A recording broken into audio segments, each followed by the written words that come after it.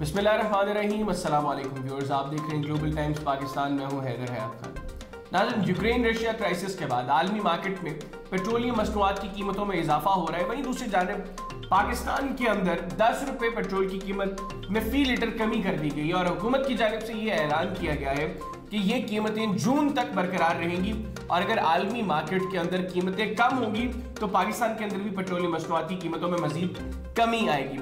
अब जब ये प्रोडिक्शंस की जा रही हैं कि ये क्राइसिस अगर मजीद आगे चलता है तो पेट्रोलियम मसनूआत की कीमतों में मजीद इजाफा होगा, तो ऐसे में हुकूमत इस बोझ को कैसे बर्दाश्त करेगी? आज के प्रोग्राम में इसको जानने की कोशिश करेंगे। और दूसरी एक अहम चीज, अपोजिशन अब इस चीज के ऊपर भी क्रिटिसाइज कर रही है हुकूमत को, खासतौर पर शाहिद खाकान अब्बासी साहब, कि एक तो हुकूमत ये पेट्रोलियम मसनूआत की कीमतों में कमी करके IMF के साथ किए गए मुआहदों की खिलाफ वर्जी कर रही है, और दूसरा जब इंटरनेशनल मार्केट के अंदर पेट्रोलियम मसनूआत की कीमतें बढ़ रही हैं तो हुकूमत इसमें कैसे कमी ला सकती है, ये भी आज के प्रोग्राम में जानेंगे। और इसके लिए खुसूसी तौर पर मुझे टेलीफोन इन पर ज्वाइन किया है सेनेटर शौकत तरीन साहब ने, फेडरल फाइनेंस मिनिस्टर हैं।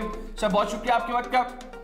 सर, सबसे पहले तो मुझे ये बताइएगा कि जब आलमी मंडियों में पेट्रोलियम मसनूआत की कीमतें बढ़ रही हैं तो ऐसे में आपने जो आवाम को, आपकी हुकूमत ने जो आवाम को 10 रुपए का रिलीफ दिया है, जिसको अपोजिशन भी क्रिटिसाइज कर रही है कि आपने IMF मुआहदों की खिलाफ वर्जी की है, इंटरनेशनल मार्केट के अंदर ऑयल की कीमतें बढ़ रही हैं, आपने उसके अंदर कमी कैसे कर दी? देखिए, ये तो किसी चीज से भी खुश नहीं होते। हम लोगों ने वो प्राइसेस बढ़ रही थी तो ये खुश नहीं थे। हमने इनको रॉन्ग फुट किया है, हमने प्राइसेस कम कर दी, और इसलिए नहीं की कि इनको रॉन्ग फुट करने की वजह से हमने ये कहा, देखा कि हमारे अवाम को वाकई जो है ज़रूरत थी कि कोई रिलीफ मिले, तो हमने जो इकदाम लिया ये रॉन्ग फुट हो गया। अब इनको समझ नहीं लग रही कि किस जाके कोने में अपना सर छुपाएं, तो इन्होंने कहा जी वो IMF की जो खिलाफ वर्जी है। किसने कहा IMF की खिलाफ वर्जी? IMF जो हमें देती है टारगेट, वो देती है फिस्कल डेफिसिट के और डेट टू GDP के टारगेट्स देती है। हमने दोनों को जो वो पामाल नहीं किया, और हमारी उनसे ऑलरेडी हम तो बात कर लेते हैं पहले, और हम कहीं नहीं जा रहे। आदि खाकान अब्बासी साहब को ये अगर शक है कि हम कहीं जा रहे हैं, हम बिल्कुल नहीं जा रहे। इलेक्शन से पहले कहीं नहीं जा रहे हम, और इलेक्शन में भी इंशाल्लाह देखेंगे अवाम किसको वोट देते हैं। सही। अच्छा सर, आपने बात की कि इसका कोई इम्पैक्ट इस तरीके से नहीं पड़ेगा, आप लोग कोई खिलाफ वर्जी नहीं कर रहे, तो ये जो अब बिजली की कीमतों में कमी है और इन चीजों का सर्कुलेट डेट के ऊपर कोई इम्पैक्ट पड़ेगा? नहीं होगा ना जी। देखें, ये चीजें जो है इनको तो समझ है, लेकिन ये भोले बन जाते हैं। हमने फिस्कल डेफिसिट नहीं बढ़ाना, ये कर्जा लेके हमने ये जो पैकेज नहीं दिया, और ना ही हमारे जो हम टैरिफ कम करेंगे उसका सर्कुलर डेट बढ़ेगा। ये हम अपनी पेट काट के बाकी प्रोग्राम जो है उसमें से पे काटेंगे, और जो खर्चा था वो हम तकरीबन 250 से 300 बिलियन का है जो कि हम पूरा करेंगे। और हमारे पास पूरे नंबर्स हैं, हमने वो शेयर किए हैं, IMF से भी शेयर कर दिए हैं, और ये अपने जो हमारे जो कैबिनेट सबसे किए हैं। तो ये एक वेल थॉट आउट प्रोग्राम था जो 1.5-2 महीने से हम बना रहे थे, तो ये नहीं है कि ये ओवरनाइट हमने किया।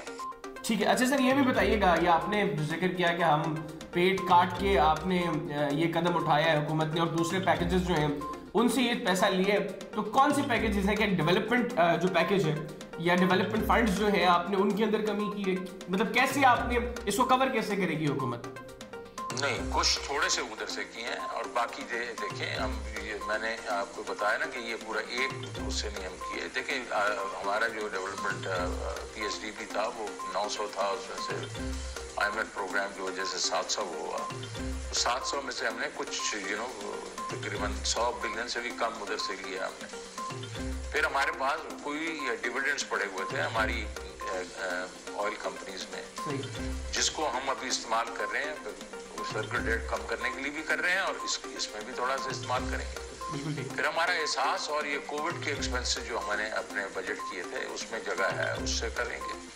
तो ये सारा मिल मिला के हमारे पास जितना हमें चाहिए, तो वो हमने ये भी सोचा हुआ है कि कीमतें हो सकता है ज़्यादा भी बढ़ जाए। तो हमने ये जो 250 बिलियन का तो अभी बंदोबस्त है, लेकिन आई थिंक हमने आगे और भी बंदोबस्त किया हुआ है कि अगर कीमतें बढ़ भी जाती हैं, हम अपने वादे पे काम रहेंगे कि जून की एंड तक हम कोई अभी ना पेट्रोल की कीमतें बढ़ाएंगे, ना हम बिजली की कीमतें बढ़ाएंगे। ठीक है सर, आखिर में ये भी बताइएगा, ये जो आपने कहा कि अब जून एंड तक आप ना पेट्रोल की कीमत बढ़ाएंगे ना बिजली की कीमत बढ़ाएंगे। अभी जो इंटरनेशनल मार्केट के ऊपर रशिया और यूक्रेन का जो क्राइसिस है, इसका जो इम्पैक्ट है और जो प्रेडिक्शंस हैं कि अगर ये क्राइसिस मजीद चलता है तो ऑयल मार्केट में मजीद जो है वो ये बढ़ेगी, कीमतें ज़्यादा इंक्रीज होंगी, तो उसको कैसे फिर गवर्नमेंट कवर करेगी? देखिए, अभी तो $100 को टच किए हैं, तो हमने तो $120-140 को भी हमने बेसिकली बीच में फैक्टर किया हुआ है, और मेरे ख्याल में ये यहाँ जाएंगी नहीं, बिकॉज देखें अभी बहुत वेरिएबल्स हैं इसमें। अभी यूक्रेन जो है ये बिल्कुल मतलब इसके ऊपर ये नहीं है कि ये मतलब 3 महीने जंगी चलती रहेगी, लेकिन अगर चले भी सही तो ईरान का फैक्टर भी है।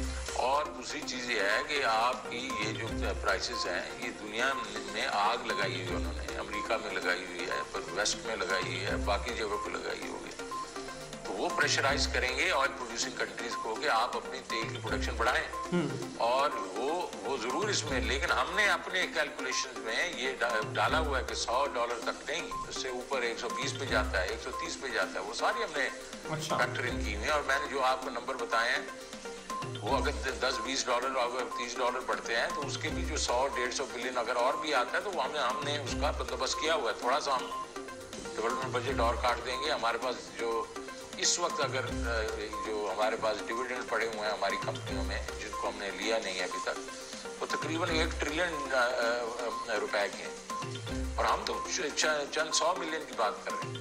तो वो हम पहले उससे हम सर्कुलर डेट कम करने की कोशिश कर रहे थे, वो सर्कुलर डेट अभी भी कम करेंगे, लेकिन उसमें से थोड़ी सी कटौती करके कर लेंगे। बिल्कुल सर, बहुत शुक्रिया आपका, आपके प्रोग्राम के लिए खुसूसी तौर पे वक्त निकाला। नाज़रीन, सेनेटर शौकत तरीन साहब की गुफ्तगू आपने सुनी। अब हुकूमत कैसे, अगर ऑयल मार्केट में प्राइसेस इंक्रीज होती हैं, उसको कैसे हुकूमत कवर करने का इरादा रखती है, उस हवाले से हुकूमत की स्ट्रेटजी क्या है, वो उन्होंने क्लियर किया। आज के प्रोग्राम से इतने, अगले प्रोग्राम तक के लिए हैदर हयात खान और ग्लोबल टाइम्स पाकिस्तान की टीम को इजाजत दीजिए। अल्लाह हाफिज। पाकिस्तान जिंदाबाद।